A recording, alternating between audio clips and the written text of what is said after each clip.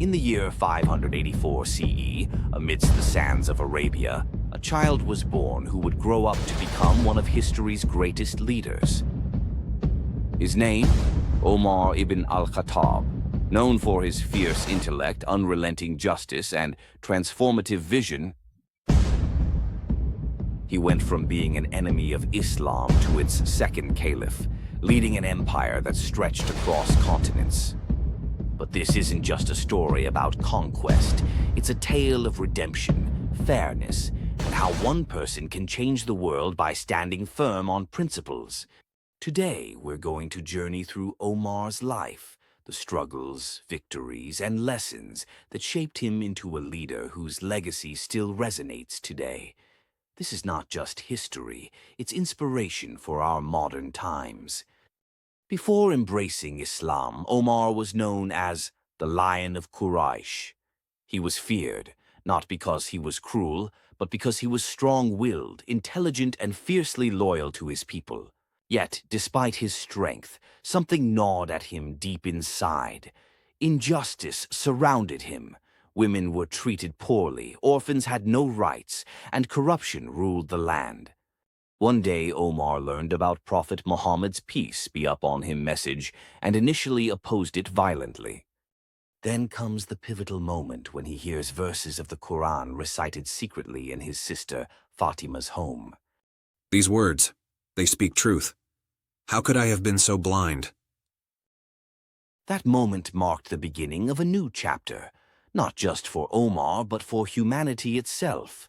From that day forward, he dedicated his life to fighting injustice, spreading fairness, and serving others.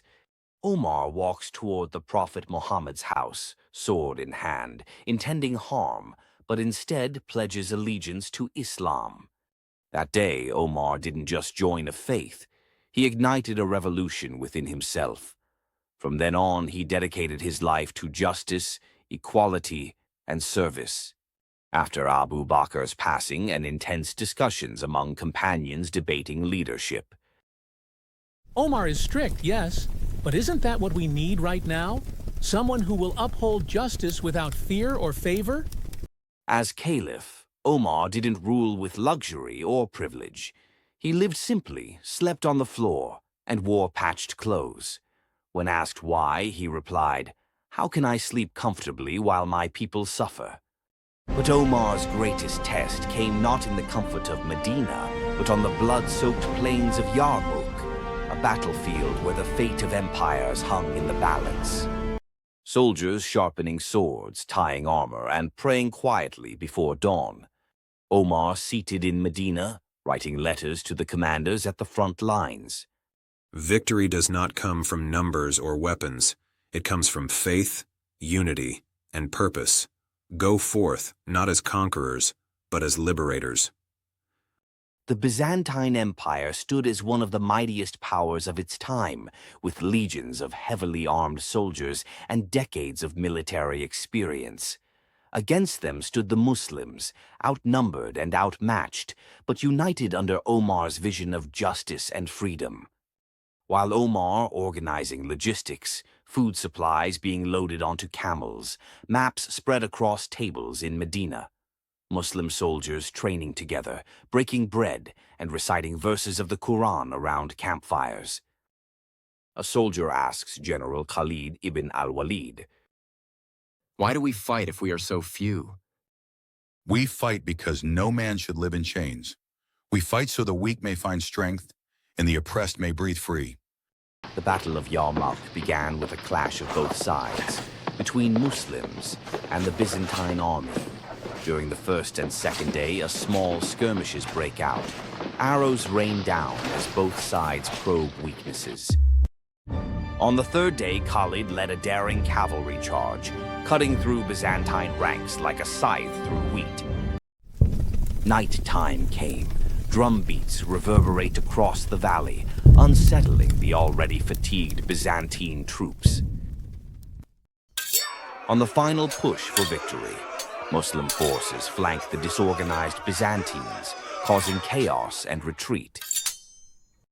For 6 grueling days, the plains of Yarmouk echoed with the clash of steel and the cries of warriors. Each sunrise brought new challenges, and each sunset tested their resolve. When the dust settled, it wasn't brute force, but unity, strategy, and purpose that secured victory. As the dust settles, the battlefield littered with broken shields and discarded weapons. Civilians emerge cautiously from nearby villages, greeted by Muslim soldiers offering reassurance rather than hostility. When the fighting ended, something remarkable happened. Instead of vengeance or plunder, the victorious army extended kindness to the defeated. Omar's orders were clear. Treat every soul with dignity, respect places of worship, and leave no room for hatred.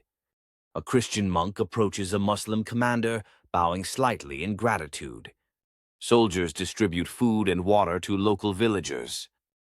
Omar go on and say, A true leader does not seek glory in conquest but peace in justice. Let this victory remind us that power exists to serve, not to dominate. Omar, on his final days, reflecting on his life, writing letters to governors, and addressing the public. I do not fear death if I leave behind a just society. If even one orphan sleeps hungry tonight, then I have failed. The Battle of Yarmouk wasn't just a turning point in history. It was a lesson in leadership that transcends time. Today, as we face challenges in our own lives, Omar's example reminds us that success isn't measured by what we achieve alone, but by how we uplift those around us. Like Omar, we too can choose to lead with courage, compassion, and conviction. Because when we stand against injustice and work toward a better future, we become heroes in our own stories. If this story inspired you, share it with someone who needs to hear it. Let's keep Omar's spirit alive by building a fairer, kinder world. Subscribe for more stories of courage and wisdom.